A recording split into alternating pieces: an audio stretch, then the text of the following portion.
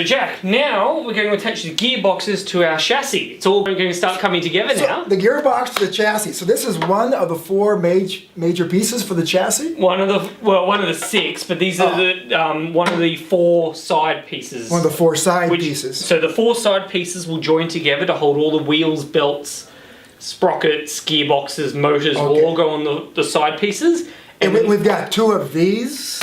Yep, we have 2 of these parts. Okay. Now, it's important to realize that this can only go one particular way. So see how we got these tabs that come out on top and bottom. We want to make sure our gearbox bolts on this side with the large hole facing down. Now this side, how do I know which this side is? Because there's 8 many different possibilities. Now that I messed you up, how do you know which side is the correct side? And this is where everyone always gets in trouble on their first time they build this. So, the tab up the top here, so where the longest part is and the hole is, the tab faces out. So that means we want our gearbox on this side. In other words, the wheels will be on this side and the wheels will be on this side. Okay. And the motors will be on this side. Okay. And the gearbox on this side. So that's the inside part of the robot. So the tab down here will line up with a long side of the gearbox when it mounts down here. Okay, so the gearbox is going right there. Now I've noticed there's 2 different size holes there. So the small one has to be up? Small one has to be up. Okay. Okay, that's good to know. Right. So the next thing that will catch you out. Well, that's just pretty simple, isn't it? Can I just stick it in either side? Oh, we've all stuffed this up at some point. The minute you don't pay attention, you get this around the wrong way. Oh, I better pay attention. So these bearings, they've got flanges on them. Okay, I see that. You want to make sure the flanges go in on the side that your gearbox comes on top of. Because if you put them on the other side... let me guess what would happen. It would just pop out. Pop right out, and then you got a loose axle rattling around. Man! And that's no good for a robot on the field. No. Right, so once again, you just push it through. Now, if you can't get it in with your fingers... If you can't, can I use a hammer to pound it in? You can't use a hammer.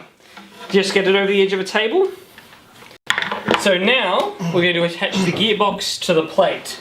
So the long axle... We're going to attach this gearbox to this plate. This is called a plate? This gearbox, and we're going to attach it to this plate.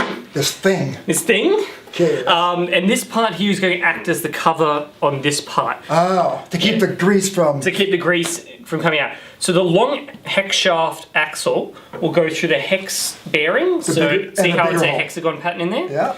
So it's going to go through that, and the small shaft is going to plug in at the bearing up the top there.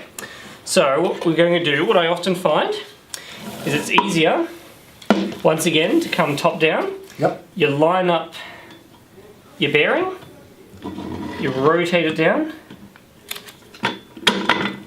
and the 4 little plastic nodules there lock in.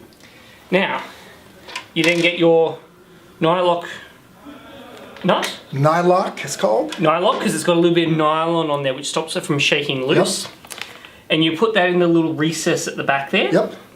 And then you come from the top down and you tighten up. Now, how many of those do we have? We have 4 of those, 1 for each corner. So you go around and you do all of those first, just finger tight, and then we'll come over it in a second with an Allen key. And it's the nylon side down, flat side. So you should be able to see the nylon when you look at it after you're done. Nylon side down. Okay, there we go. Screw going in. And I'll just do the other side over here. There, drop it. And just tighten it with the Allen wrench, the hex key. Yeah, Allen key, yeah. And just make sure the nut is sitting in the recess as you tighten it, and then you clamp it down. I normally go from one side across to the other. Okay. So like a crisscross pattern, but it really doesn't matter.